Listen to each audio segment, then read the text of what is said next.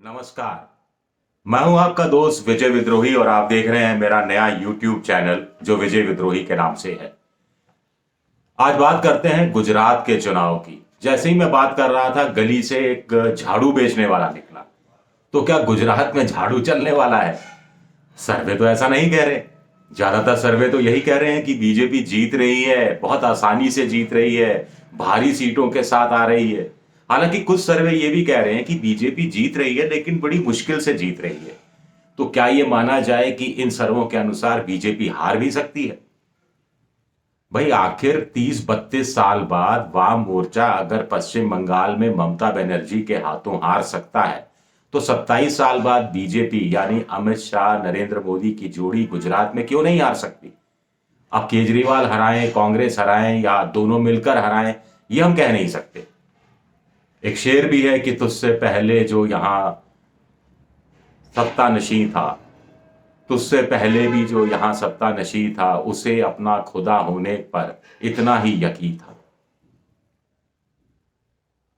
अब बीजेपी हार सकती है, क्यों हार सकती है? अगर हार सकती है, इन कारणों की विवेचना करने की कोशिश करते हैं और मैं अंत में यह भी बताऊंगा कि बीजेपी क्यों नहीं हार सकती है। उन कारणों की भी थोड़ी सी विवेचना करेंगे, लेकिन पहले विवेचना करते हैं कि बीजेपी क्यों हार सकती है। बीजेपी हारेगी, बहुत कुछ डिपेंड करेगा कि आम आदमी पार्टी को कितना वोट मिलेगा। बीजेपी आसानी से जीतेगी, बहुत कुछ डिपेंड करेगा कि आम आदमी पार्टी को कितना वोट मिलेगा। बीजेपी बहुत आसानी से चुनाव निकाल जाएगी, 130 135 पार चली जाएगी, बहुत कुछ डिपेंड करेगा कि आम आदमी पार्टी को कितना वोट मिलेगा। आप कहेंगे ये क्या उलटबांसी है? तो ये उलटबांसी इस रूप में है कि अगर आम आदमी पार्टी को 10 12 13 14% वोट मिला तो इसका मतलब है बीजेपी बहुत आसानी से 130 क्रॉस कर रही है। और अगर यही वोट आम आदमी पार्टी का दुगना हो गया, यानी 10 12 13 से बढ़कर 20 22 25 26% हो गया, तो आप यकीन मारकर चलिए कि बीजेपी संकट में फंसती दिखाई दे रही है। 99 के फेर में फंसी थी, इस बार भी हो सकता है उससे भी बुरी गत हो जाए। ऐसा इसलिए माना जा रहा है कि अगर आम आदमी पार्टी को 10 12 13 14% वोट मिला तो उसका मतलब है कि 90% से ज्यादा वोट वो कांग्रेस के हिस्से से जाएगा और ऐसे में बीजेपी के लिए आसानी हो जाएगी, क्योंकि एंटी इनकम्बेंसी का वोट कांग्रेस और बीजेपी के बीच बंट जाएगा। कुछ लोग तो यहां तक कह रहे हैं कि कांग्रेस को जो पिछली बार 40-41% वोट मिला था, बहुत संभव है कि उसमें 15 से 18% की कमी आए, यानी कांग्रेस 20 22 23% पर आकर टिक जाए। अब अगर हालात उल्टे हो गए, अगर आम आदमी पार्टी को 24-25% वोट मिला तो इसका मतलब साफ तौर पर यह होगा कि ग्रामीण इलाकों में वो बीजेपी से भी वोट छीन रही है और यह बीजेपी के लिए चिंता की बात होगी, क्योंकि पिछली बार बीजेपी ने जो ग्रामीण इलाकों से 23 सीटें जीती थी उसमें हार जीत का अंतर सिर्फ और सिर्फ कितना था? 5,000 या 5,000 से कम था। और बीजेपी के मुकाबले आम आदमी पार्टी ने इन सीटों पर बहुत जोर लगा रखा है। सूरत की 4 सीटों पर भी जोर है आम आदमी पार्टी का। और उसका बड़ा क्या एक मजेदार एक व्याख्या एक बीजेपी के नेता ने दी। बीजेपी के उस नेता का कहना था कि साहब, सूरत की जो म्युनिसिपैलिटी का 2015-16 में चुनाव हुआ था तो 116 सीटें में से बीजेपी ने 80 सीटें जीती थी और वोट मिला था करीब करीब 51%। कांग्रेस को वोट मिला था करीब करीब 39.8, करीब 40%।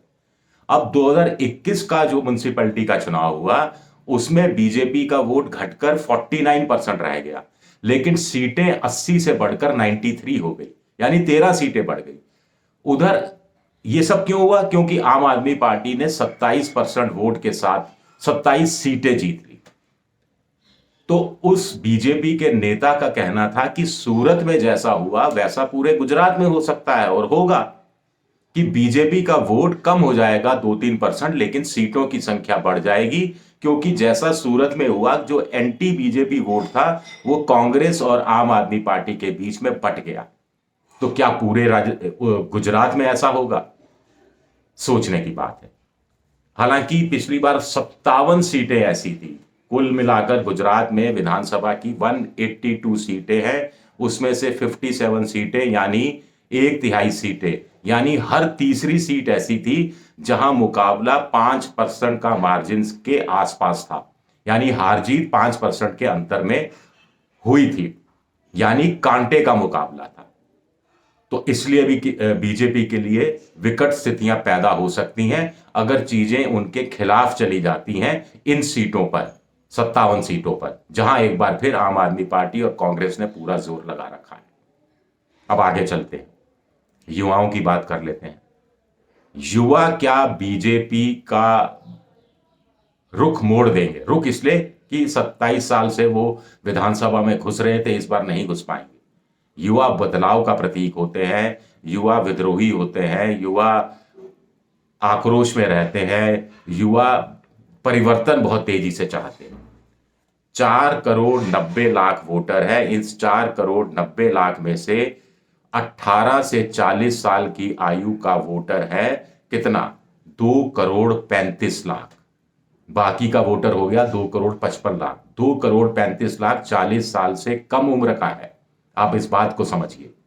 और ये 80% वोटिंग करते हैं इनके यहां, यानी करीब करीब 2 करोड़ 55 लाख का जो वोट बैंक है उससे कहीं ज्यादा वोट पड़ेगा 2 करोड़ 35 लाख का, क्योंकि वो जो 2 करोड़ 55 लाख वाले हैं वो करीब 60-65% वोट करते हैं।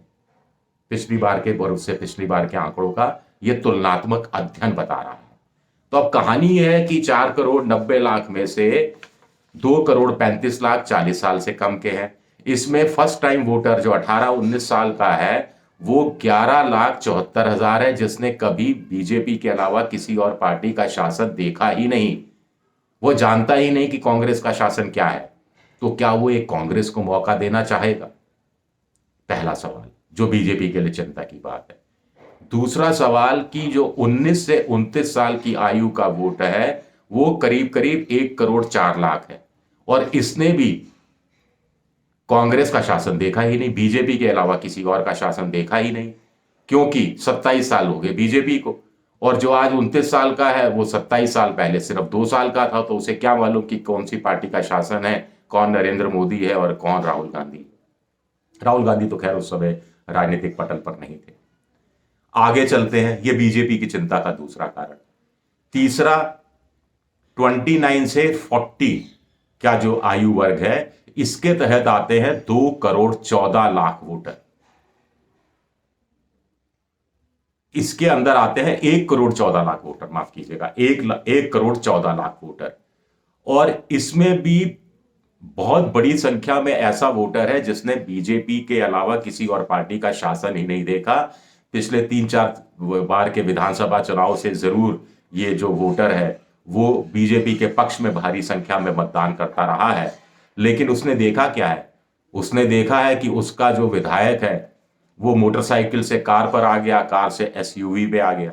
उसने देखा है कि उसका जो विधायक है 1 मंजिला घर होता था वो 2 मंजिला हो गया, 3 मंजिला हो गया, या घर कोठी में बदल गया, कोठी फार्म हाउस में बदल गई। तो क्या वो बदलाव नहीं चाहेगा? क्या उसके पास प्रोडक्टिव ईयर उसके खत्म होते जा रहे हैं जिंदगी के?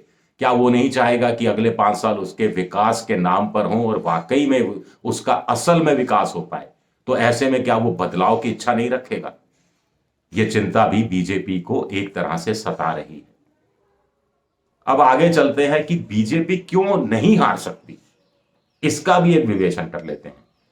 भाई, पिछली बार 3 करोड़ वोट पड़ा था।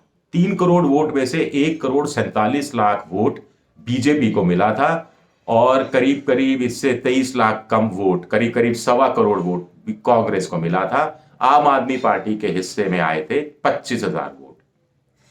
और बीजेपी के दावा है कि बीजेपी के गुजरात में 1 करोड़ 27 लाख वर्कर हैं, यानी रजिस्टर्ड वोटर है एक तरह से, और ऊपर से उनको पिछली बार 20 लाख अतिरिक्त वोट चाहिए थे। इस बार चूंकि 3.5 करोड़ के आसपास वोट पड़ सकता है तो उनको करीब 40 लाख वोट चाहिए होंगे, जो उनका पन्ना प्रमुख, अर्ध पन्ना प्रमुख और बीजेपी की जो स्ट्रेटेजी, आक्रामक अंदाज, उस सब के कारण उनके हिस्से में आ जाएगी, ऐसा बीजेपी मानकर चल रही है।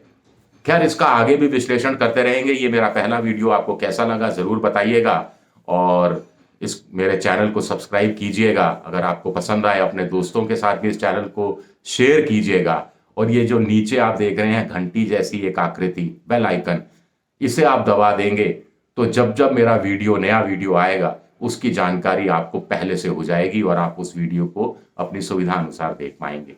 चलिए, शुक्रिया आप सबका, बहुत बहुत शुक्रिया, बहुत बहुत शुक्रिया।